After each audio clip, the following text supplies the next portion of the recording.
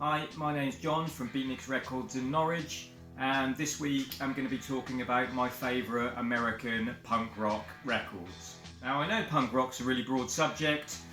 When does it start? When does it end? All the subgenres, everything like that. So it's just my opinion and it's just a bit of fun. So this is all about my favourite records from my record collection.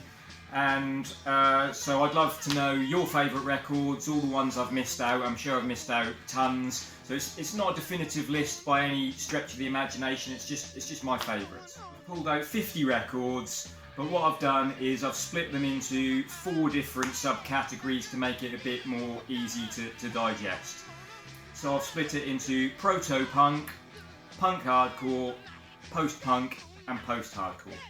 So American punk rock has its roots in the 60s garage scene, MC5, Stooges, 13th Floor Elevators, New York Dolls, Velvet Underground, all those bands. So they kind of paved the way in the late 60s, early 70s.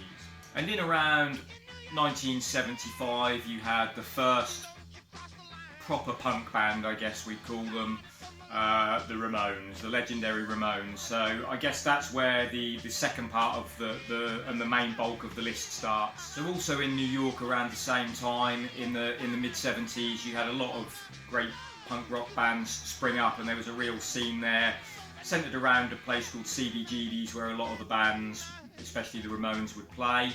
But there were other scenes in other cities. LA had a more kind of aggressive punk rock thing going on there, which maybe turned into hardcore. Some of those will be on the list, but a lot of the bands on the list from the early days would have been from New York and maybe a few from Los Angeles. I've also put in there post-punk and post-hardcore because I love both those genres. They're still punk rock, but they had a greater sort of creative expression, a bit more arty, I guess.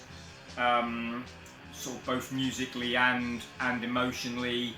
They kind of came in after the main punk rock sort of thing fizzled out in the 80s, but punk carried on going and is still going on today. I hope you enjoy watching them, and as I say, I'd love to hear your favourite bands, all the ones that I missed off the list. And here we go with the first part, which is the pre-punk, punk before punk.